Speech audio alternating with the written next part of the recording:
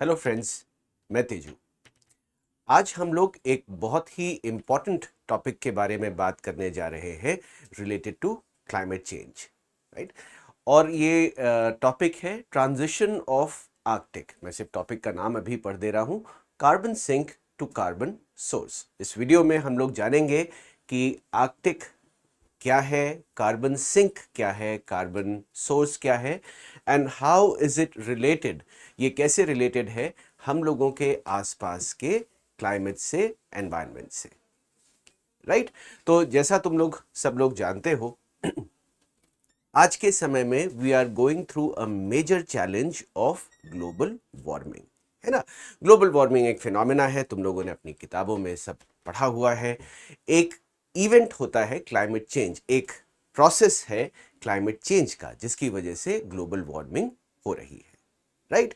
और उसका इम्पैक्ट है सीधे सीधे हमारे आर्कटिक सर्कल पे, ठीक है। बात करते हैं कि साहब ये बात शुरू कहाँ से हुई, कहाँ से क्यों हम लोग आर्कटिक के बारे में बात कर रहे हैं। आर्कटिक के बारे में बात करना इसलिए थोड़ा सा ज़रूरी है क्योंकि एक एजेंसी है, NOAA, नाम देखो, national oceanic and atmospheric administration. फिर से, national oceanic and atmospheric administration, इन्होंने अपनी एक रिपोर्ट पब्लिश करी है, रिपोर्ट कार्ड जिसे इन्होंने बोला है, और उसमें इन्होंने आर्कटिक सर्किल को एनालाइज किया है ना। थोड़ा सा जरा सा इस रिपोर्ट के बारे में जान लेते हैं। It highlights the impact of extreme weather and climate events on the Arctic, है ना। ये जो रिपोर्ट कार्ड है, इस पे खास बात ये निकली कि आर्कटिक के ऊपर एक्सट्रीम वेदर कंडीशंस का, जो हमारे सामने जिस तरीके का वेदर है पूरी दुनिया में, उसका क्या असर पड़ रहा है, ये देखने के लिए ये रिपोर्ट जारी करी गई है ना। इस रिपोर्ट की इंपॉर्टेंस क्या है? It is a very reliable source. ये जो एजेंसी है ना, national oceanic and atmospheric administration, ये USA बेस्ड एक ऑर्गेनाइजेशन है जो इस तरीके की तमाम सारी रिपोर्ट्स समय समय पर निकालता रहता है। आदमी, इसकी एक अपनी ही इम्पोर्टेंस है, साइंस की दुनिया में इनके स्टडीज़ को काफ़ी वैल्यू किया जाता है, राइट। तो अगर ये कुछ किसी बारे में बता रहे हैं तो जाहिर सी बात है उसका असर सीधे सीधे हमारे पॉलिसी मेकर्स, डिसीजन मेकर्स आदि इत्यादि के ऊपर पड़ता है, right. So scientist, teachers, students वगैरह सब लोग इस रिपोर्ट को पढ़ते हैं। ये रिपोर्ट हर साल पब्लिश करी जाती है सन 2006 से। तुम में से जो लोग कंपटीशन वगैरह की तैयारी कर रहे हैं, यानी यूनिवर्सिटी में एंट्रेंस लेने की, CUET वगैरह की, उनके लिए ये नाम इम्पॉर्टेंट है, NOAA।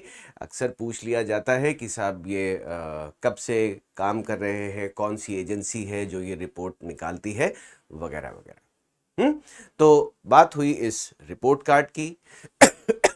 सबसे पहले जाने कि आर्कटिक सर्किल है क्या, है ना। आर्कटिक सर्किल अगर यहां पर देखो तो हमारी दुनिया का जो नॉर्दर्न मोस्ट हिस्सा है, ऐसे दुनिया गोल है, अगर मैं अपनी गोल दुनिया बनाऊं तो ये वाला जो हिस्सा है इफेक्टिवली ये बना हमारा आर्कटिक सर्किल, है ना। गोल दुनिया, ऊपर से ये कुछ ऐसा सा दिखाई देता है ना, ऊपर से ये कुछ इस तरीके से दिखाई देती है। It is characterized by polar conditions. Polar conditions क्या होती हैं साहब? यहाँ पे बर्फ जमा रहती है, ऑब्वियस सी बात है। और यहाँ पे जो प्लांट्स हैं, जो एनिमल्स हैं, वो उसी तरीके के मिलते हैं जिस जैसे हम लोगों को पोलर रीजन में मिलते हैं, है ना। तो खास बात ये रही कि साहब आर्कटिक सर्किल में पोलर कंडीशंस, ओके। जैसा मैंने बताया, it is located with in the 66.5 degree latitude. अगर यहाँ पर थोड़ा सा समझें तो ये हमारा इक्वेटर है, right. This line as you can see is the equator, sorry, pardon मी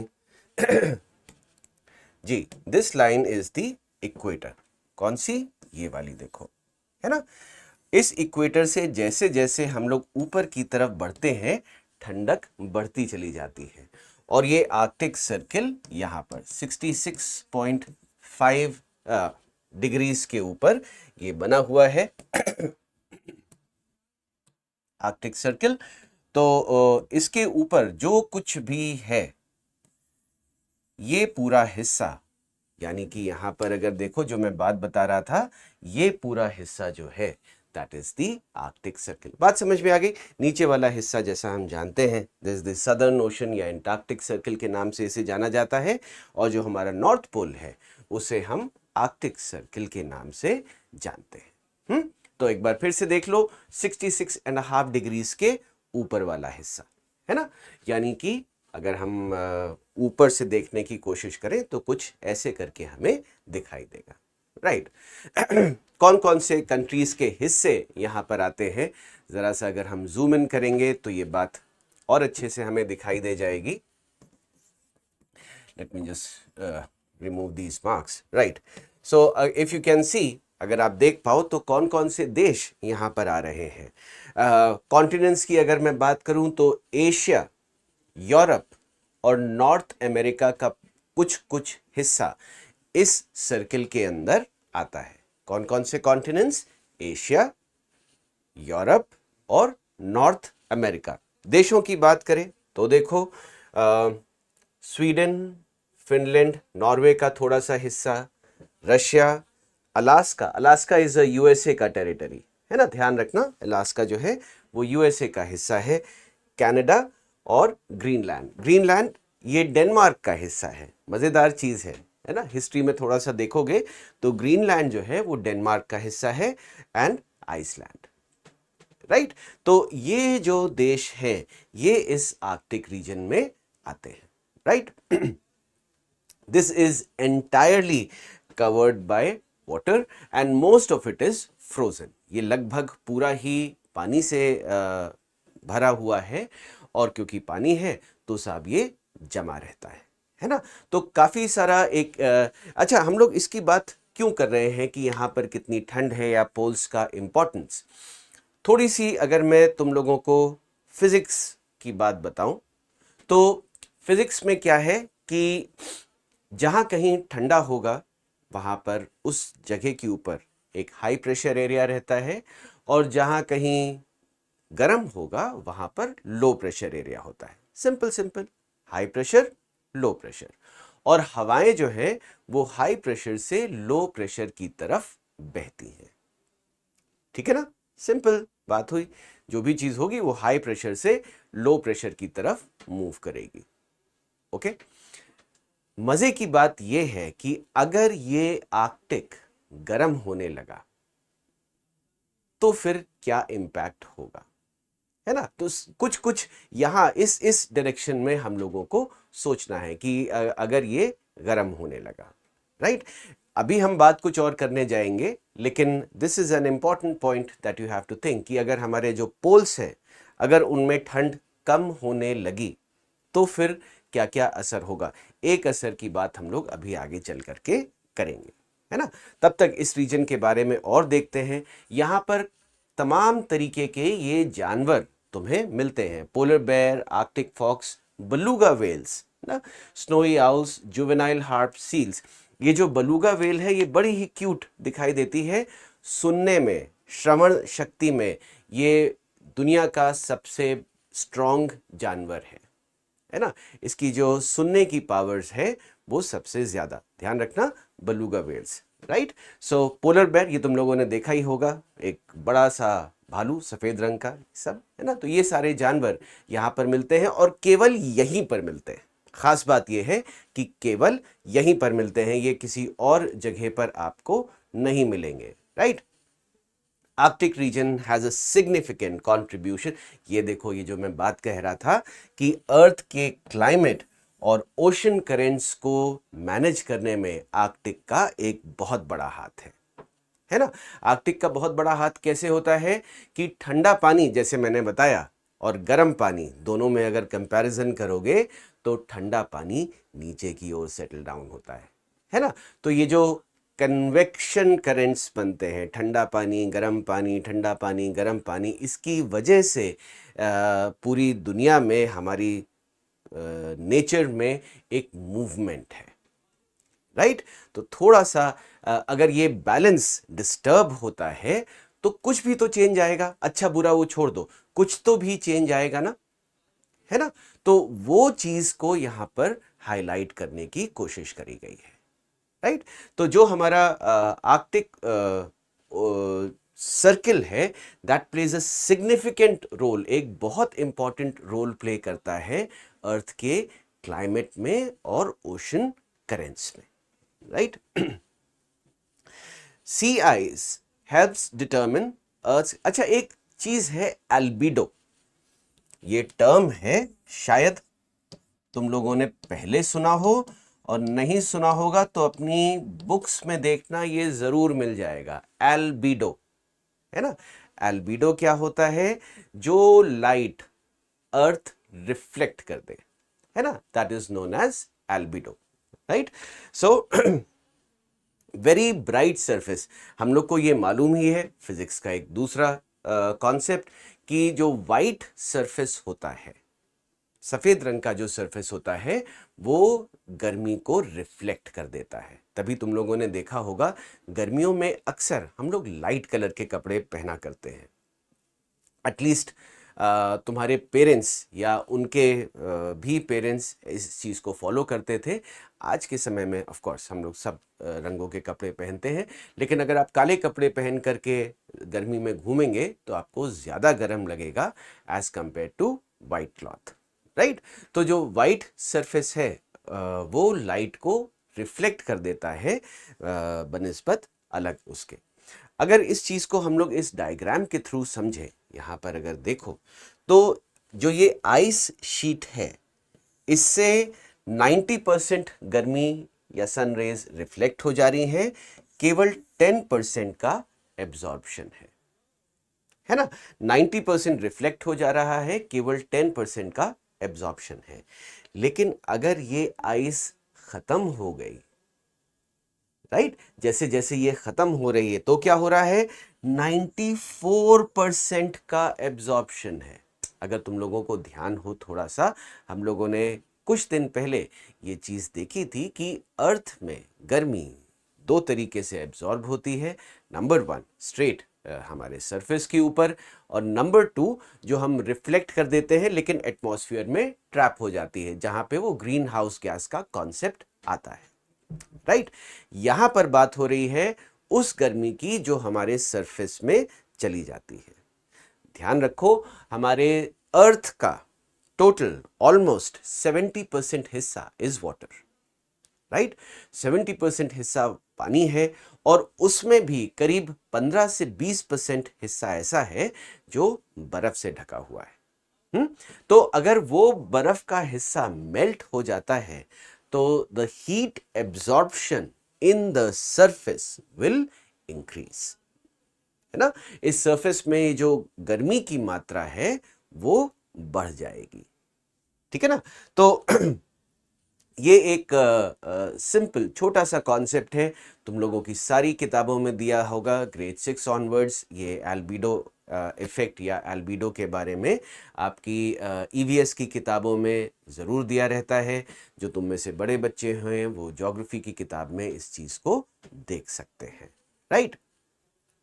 इस रिपोर्ट की फाइंडिंग्स क्या रही? Coming back to the report, अभी तो हम लोग ने आर्कटिक सर्किल के बारे में समझा कि क्या चीज है।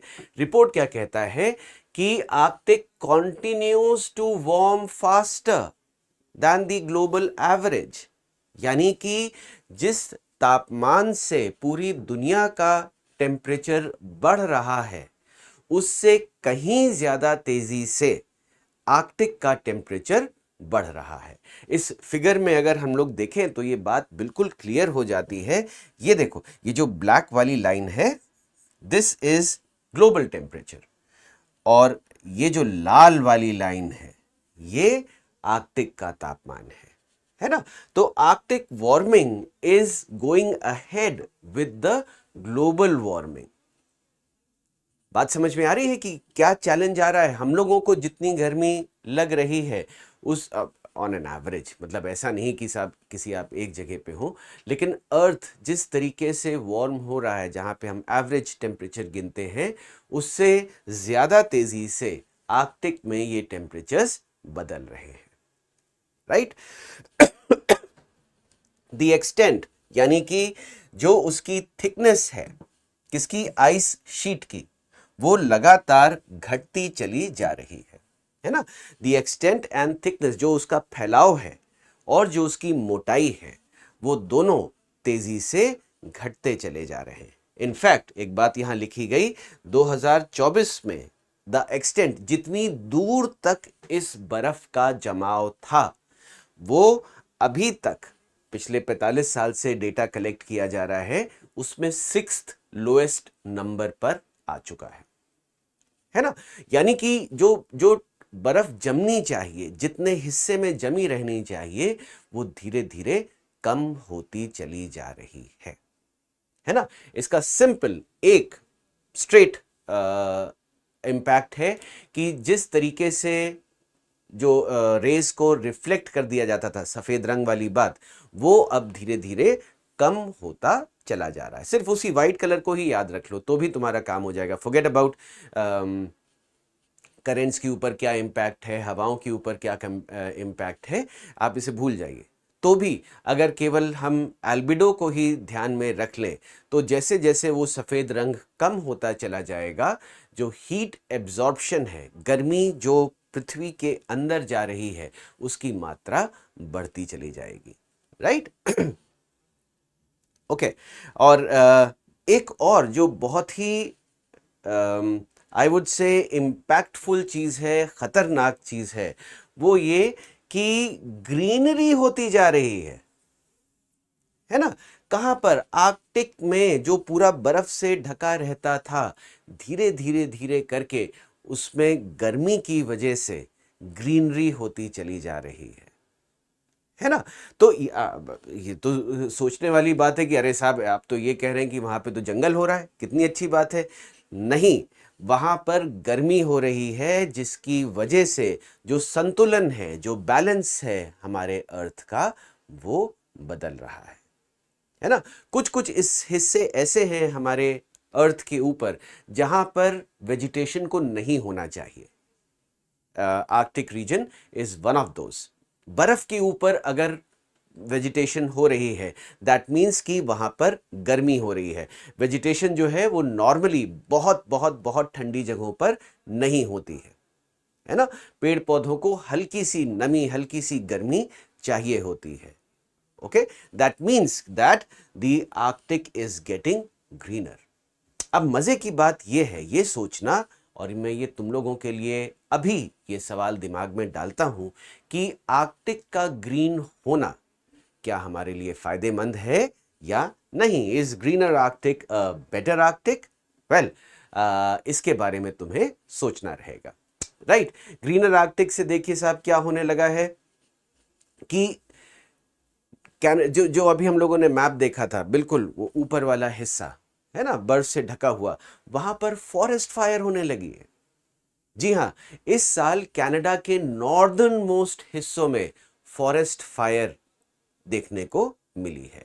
ये एक बड़ी ही अनोखी चीज है बच्चों, क्योंकि फॉरेस्ट फायर, जंगल में लगने वाली आग, बाड़वाग्नि भी इसे हिंदी में कहा जाता है।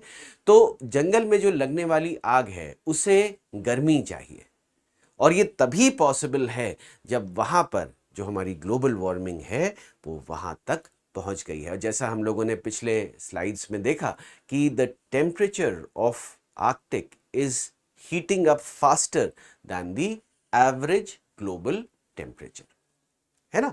तो आर्कटिक के ऊपर जो गर्मी है वो ज्यादा तेजी से बढ़ रही है as compare to rest of the places. अच्छा, इसकी वजह से क्या हो रहा है, अब बात करते हैं। जो बर्फ है वो पिघल रही है ना। और ये इतना एक बड़ा रीजन है, एक इतना बड़ा सोर्स है बर्फ का, कि अगर वहां से ये बर्फ पिघली तो सी लेवल, यानी जो तमाम सारे समुद्र हैं, उनका जल स्तर बढ़ता चला जाएगा, है ना। इसे यहां पर एक टर्म यूज किया गया है, कंट्रीब्यूट मेल्ट वाटर, ओके, जिसकी वजह से ग्लोबल सी लेवल राइज दिखाई देगा। जैसे जैसे ये बर्फ पिघलेगी, जाहिर सी बात है समुद्र का जो लेवल है, जो स्तर है, वो बढ़ता चला जाएगा। अच्छा, समुद्र के लेवल के बढ़ने से हमें क्या फर्क पड़ता है भाई? हम तो एक किनारे ड्राई लैंड पे बैठे हुए हैं, हमें फर्क नहीं पड़ेगा। लेकिन जो दुनिया के तमाम सारे लोग या देश उन कोने किनारों पर बसे हुए हैं, जिन्हें हम कोस्टल सिटीज या कोस्टल कंट्रीज के नाम से जानते हैं, उनके ऊपर इसका एक बहुत नेगेटिव असर पड़ेगा। तमाम सारे ऐसे देश हैं, तमाम सारी ऐसी कंट्रीज हैं, कैपिटल्स हैं, जहां पर कि अगर ये वाटर लेवल 1 या 2 मीटर बढ़ गया तो वो डूब जाएंगे, है ना, देश डूब जाएंगे। तो उन जगहों से लोगों को अभी से प्लान किया जा रहा है कि हम कहां पर शिफ्ट करेंगे, है ना। So it is going to be a major major crisis. ये तो हम लोग बात कर रहे हैं जो क्राइसिस आएगी। जो अभी क्राइसिस हो रही है वो इन लोगों के ऊपर जो सदियों से उस जमे हुए बर्फ प्रदेश में रह रहे हैं। इनके रहने सहने का तरीका बदल जा रहा है, इनके कस्टम्स बदल जा रहे हैं। ये अपनी सभ्यता को, अपने तरीकों को छोड़ना पड़ेगा इन्हें, है ना, क्योंकि वहां पर अब गर्मी हो रही, इन्हें आता ही नहीं है और किसी और तरीके से रहना।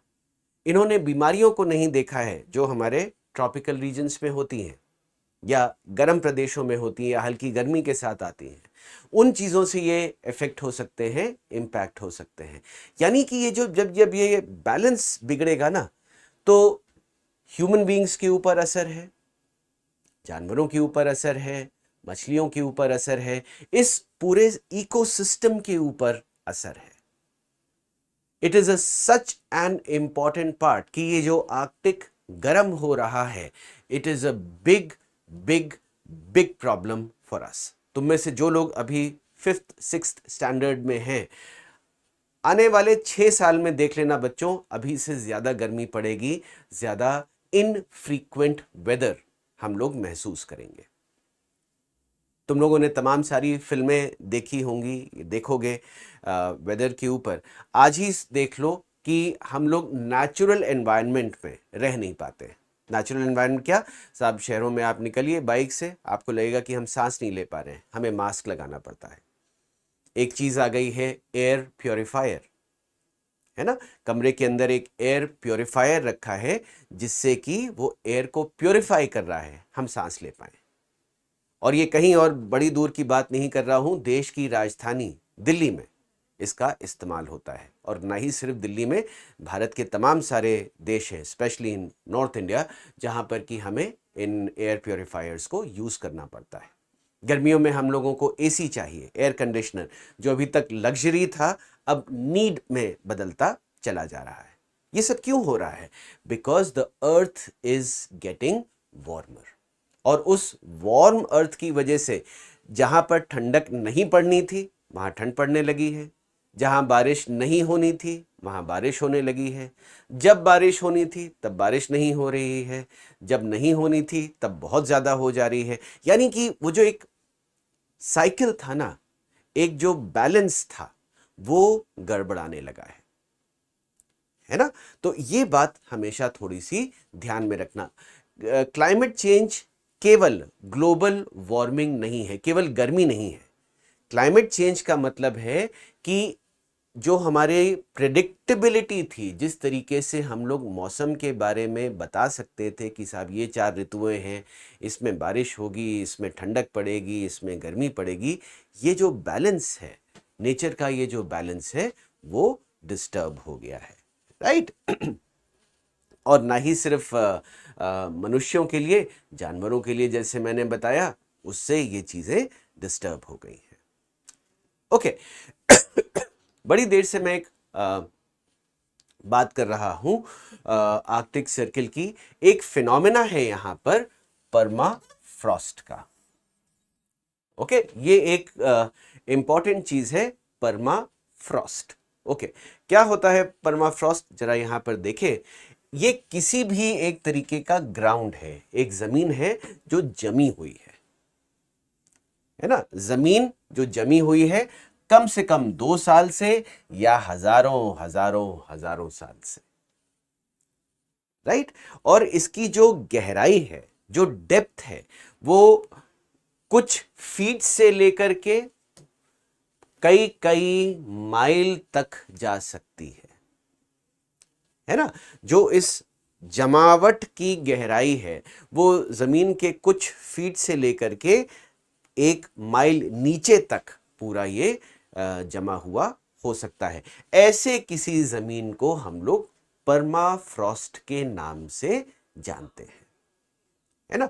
तमाम सारे ऐसे जानवर हैं जो इसी तरीके के एनवायरनमेंट में रह सकते हैं। अगर आप उन्हें गर्म प्रदेशों में डाल देंगे तो वो मर जाएंगे, खत्म हो जाएंगे, है ना।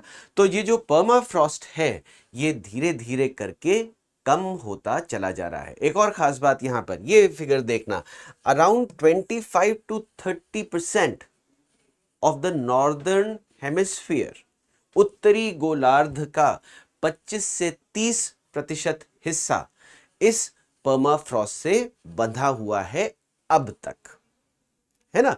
लेकिन जैसे जैसे ये गर्मी बढ़ेगी तो फिर उसका असर डिफरेंट हो जाएगा।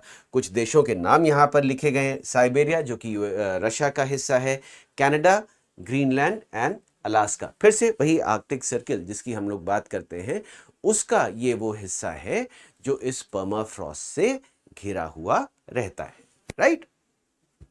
अच्छा, इस आर्कटिक सर्किल में ये परमाफ्रॉस्ट कार्बन और मीथेन का एक बहुत बड़ा भंडार है, यानी कि इसके अंदर कार्बन और मीथेन ये दोनों गैसेस ट्रैप्ड हैं, राइट। इसके अंदर ये दोनों गैसेस ट्रैप्ड हैं, ओके। और धीरे धीरे करके जैसे ये पिघल रहे हैं ये गैसेस एटमॉस्फेयर में रिलीज हो रही हैं। कौन कौन सी? Carbon and methane. And if you remember, अगर तुम लोग को ध्यान हो तो methane is one of the biggest contributors to global warming, है ना। मीथेन और कार्बन डाइऑक्साइड ये दोनों ही GHG में आते हैं, ग्रीन हाउस गैसेस में आते हैं, methane and carbon dioxide, right. Okay, तो बात हुई साहब यहां पर कि ये जो आर्कटिक सर्किल है ये पहले कार्बन सिंक था और अब ये कार्बन को प्रोड्यूस करने का सोर्स बनता चला जा रहा है। अभी हम लोग इस पे आते हैं कि what is a carbon sink and what is a carbon source, okay. उसके पहले हम लोग जरा बात करें कि ये कार्बन साइकिल क्या है। ये भी तुम लोगों की सब किताबों में दिया रहता है, ग्रेड 6 ऑनवर्ड्स ये आपको कार्बन साइकिल अपनी बुक्स में मिल जाएगा। एक बार जरा उसे ध्यान से देखना। कार्बन साइकिल वैसे तो कुछ भी नहीं है, movement of carbon in the ecosystem, है ना। जो हमारा इकोसिस्टम है उसमें कार्बन, ये जो गैस है, ये किस तरीके से मूव कर रहा है उसे जरा सा देखते हैं, राइट। सबसे पहले अगर हम बात करें तो जो जानवर है यानी हम लोग, हम जब सांस लेते हैं तो वी रिलीज कार्बन डाइऑक्साइड, है ना। तो ये कार्बन डाइऑक्साइड हमसे, हमारी गाड़ियों से, हमारी इंडस्ट्रीज से आसमान में जाता है, एटमॉस्फेयर में जाता है ना। तो ये सोर्स हो गए कार्बन के ऊपर जाने के। केवल हमारी सांसों से ही नहीं, जितने भी हमारे डेड एनिमल्स हैं, डेड ऑर्गेनिक मटेरियल है, उससे ये कार्बन डाइऑक्साइड रिलीज होता है। नंबर 1, पेड़ इस फोटोसिंथेसिस के प्रोसेस से कार्बन डाइऑक्साइड को एब्जॉर्ब करते हैं और ऑक्सीजन को रिलीज करते हैं, है ना। तो कन्वर्टर के रूप में अगर देखा जाए तो हमारे पास केवल पेड़ है ना। तो एक तो सिंपल सी बात आज से जान लो, हमेशा से तुम लोगों को पता थी कि जितना ज्यादा पेड़ लगाओगे उतनी कार्बन डाइऑक्साइड से मुक्ति पाओगे, है ना। सो देयरफॉर एफॉरेस्टेशन, पेड़ लगाओ अभियान जब कभी हो, जहां कहीं हो, उसमें जरूर हिस्सा लीजिए और खूब सारे पेड़ लगाइए। नंबर 1। है ना, क्योंकि वही एक साधन है, वही एक कन्वर्टर है जो कार्बन डाइऑक्साइड को आसमान से खींच करके वापस जमीन के अंदर भेज देता है। कैसे? ये dead organisms and waste produce बना करके, है ना, ये भी एक कार्बन का सोर्स बनते हैं। तो कार्बन का ये एक साइकिल है, as we can see, right. Okay, इस कार्बन साइकिल की अगर थोड़ी सी बातें ऐसे ही करी जाए तो कुछ कुछ चीज हमें समझ में आएगी। जैसा कि यहाँ बताया गया, is the process that moves carbon between biosphere, minerals, earth and atmosphere, है ना। तो ये हो गया साहब हमारा carbon cycle. Carbon is the fourth most abundant element. Carbon atmosphere में मिलने वाला चौथा सबसे बड़ा एलिमेंट है और ये एक बहुत इंपॉर्टेंट रोल प्ले करता है अर्थ के क्लाइमेट को रेगुलेट करने में, है ना, because of CO2 and methane. Carbon dioxide और मीथेन जो है वो अर्थ के क्लाइमेट पे। ओके, अब यहां थोड़ी सी बात करें कार्बन सोर्स और कार्बन सिंक की। ओके, कार्बन सिंक क्या हुआ? That holds the carbon. Carbon sink क्या है? That holds the carbon and उसे वापस आसमान में जाने से रोकता है ना। So Arctic is that carbon sink जो एक समय पर हुआ करता था, राइट। अगर यहां पर देखो, that absorbs more carbon from the atmosphere than it releases, है ना। तो कार्बन सोर्स वो हुआ जो ज्यादा कार्बन एब्जॉर्ब करे और उसकी मात्रा में कम कार्बन रिलीज करे। एग्जाम्पल्स देख लीजिए, प्लांट्स हो गए, ओशंस हो गए, सॉइल हो गया। ये वो जगह है जो ज्यादा कार्बन एब्जॉर्ब करते हैं और कम कार्बन रिलीज करते हैं। ऐसी कोई भी चीज जो ज्यादा कार्बन एब्जॉर्ब करे और कम कार्बन रिलीज करे can be called as carbon source. Sorry, carbon sink, pardon me, मेरी गलती, carbon sink. Okay, carbon source वो हुआ जो ज्यादा रिलीज करे, है ना। सोर्स क्या हुआ? देने वाला, स्रोत। और सिंक क्या हुआ? जो खींचने वाला हो, जो हम एब्जॉर्ब कर ले, है ना। तो कार्बन सिंक वो चीज जो ज्यादा कार्बन एब्जॉर्ब करे और कम रिलीज करे। कार्बन सोर्स वो जो ज्यादा कार्बन रिलीज करे, है ना, और कम एब्जॉर्ब करे। कुछ कुछ एग्जाम्पल्स आप फॉसिल फ्यूल, वोल्केनिक इरप्शंस आदि। ओके, अब बात आई कि साहब इस समस्या में किया क्या जाए। हम लोगों ने बात समझ ली कि क्या क्या हमने बात समझ ली। आर्कटिक में साहब गर्मी हो रही है, उससे मौसम बदल रहा है, और कार्बन साइकिल हमने समझ लिया, परमाफ्रॉस्ट समझ लिया कि वो जो पहले हमारा एक कार्बन सिंक था वो अब धीरे धीरे कार्बन सोर्स में कन्वर्ट होता जा रहा है ना। तो उसका उपाय क्या है? उपाय है मिटिगेशन एंड अडेप्टेशन। मिटिगेशन होता है किसी चीज को खत्म कर देना, है ना, किसी चीज को खत्म कर देना। और अडेप्टेशन है कि नई तरीके से अपनी जीवन शैली को बनाना।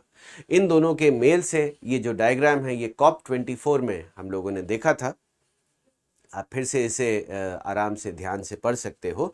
सबसे पहले we have to increase the green urban areas. अपने शहरों में हमें ग्रीनरी बढ़ानी है।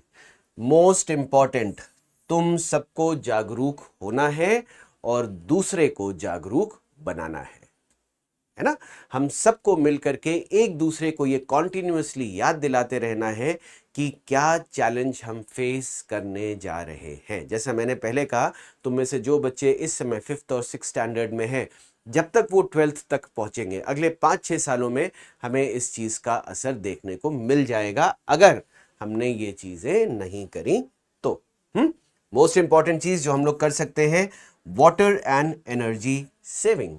अपने घरों में हम लोग पानी और बिजली की बचत कर सकते हैं, जिसमें तुम लोग योगदान दे सकते हो। All of you can contribute to it, right.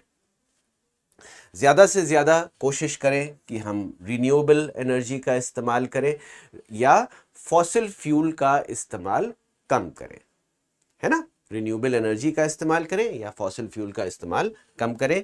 अपने इंडस्ट्रियल प्रोसेसेस को अच्छा करें, एफिशिएंट बनाएं। इको फ्रेंडली ट्रांसपोर्टेशन को यूज़ कर लें, ई रिक्शा या बैटरी से चलने वाले व्हीकल्स का इस्तेमाल करें। फ्यूल एफिशिएंट भी हैं, सस्ते भी हैं, वगैरह वगैरह, वो सारी चीज़ें खाएं। ये एक इम्पॉर्टेंट चीज़, सीजनल खाना खाएं और मीट कम खाएं। ये हम लोगों के लिए उतना लागू नहीं करता है क्योंकि हमारे यहाँ पर जनरली आम तौर पर मीट उस तरीके से नहीं खाया जाता। बात खाने की नहीं है, बात इंडस्ट्रियलाइजेशन और पैकेजिंग की है। हम लोग अभी भी फ्रेश मीट खा लेते हैं बुचर्स के यहाँ से ला करके, लेकिन तमाम सारे देशों में इसे पैक करके रखा जाता है और आप बाज़ार में जा कर के शेल्फ से डिब्बे में रख करके इसे ख़रीद सकते हैं। तो when it becomes a industry, तो फिर हम लगातार ऐसी उसमें भेड़ चाल में लग जाते हैं जब एक्सेसिव कंजम्पशन हो जाता है। अच्छा, इसको क्यों यहाँ पर मेंशन किया गया है? क्योंकि जो हमारे वेस्टर्न कंट्रीज़ हैं उसमें जानवरों को केवल मीट इंडस्ट्री के लिए पाला जाता है, ओके। और जानवर की संख्या ज़्यादा होने से मीथेन का रिलीज है, दैट इज़ वाई यहाँ पर ये मेंशन किया गया है, ओके। ऑफ कोर्स अडेप्टेशन में हमें बेहतर खेती करनी है जिससे लगातार हमें खाना मिलता रहे। कोस्टल एरियाज़ को जो रिस्क है, जैसा भी मैंने बताया कि ये पानी बढ़ रहा है तो उसकी वजह से जो प्रॉब्लम आ रही है उसे कैसे निपटा जाए। Flood barriers in urban space, ये वो चीज़ है साहब जो कि बड़ा ही एक सरदर्द बना हुआ है कि जब बारिश होती है तो इतनी ज़्यादा होती है कि हम उसे संभाल ही नहीं पाते हैं, और जब नहीं होती है तो कहीं नहीं होती है, राइट। तो ये सारी चीज़ें हैं जो हमें थोड़ा सा ध्यान रखनी है, राइट। रेगुलेटिंग कार्बन, ये एक इम्पॉर्टेंट चीज़ जो इस डायग्राम से हमें निचोड़ मिलता है कि regulating carbon is important for mitigating the climate change. बहुत इम्पॉर्टेंट चीज़, जैसा मैंने बताया कि अगर ये आर्कटिक रीजन, अब तो हमें मालूम है कार्बन सिंक से अगर कार्बन सोर्स बन गया then it is a big big problem, okay. और इसे हम कैसे रोक सकते हैं? इसे हम अगर इन चीज़ों के ऊपर ध्यान दें, मेन चीज़ है, हमें ऐसा लगता है कि अरे कुछ भी नहीं हो रहा है, सब कुछ अच्छा है, सब बढ़िया है, हम क्यों करें, दूसरा क्यों नहीं करे। ग्लोबल वार्मिंग एक ऐसी समस्या है, carbon dioxide release of GHG gases एक ऐसी प्रॉब्लम है जिसमें हम सब लोग पार्टिसिपेंट भी हैं और इफेक्टेड भी हैं। बहुत ध्यान रखना, right. So we have to be very very aware, ठीक है। चलिए, thank you so much. Class में फिर मुलाकात होगी। Bye bye.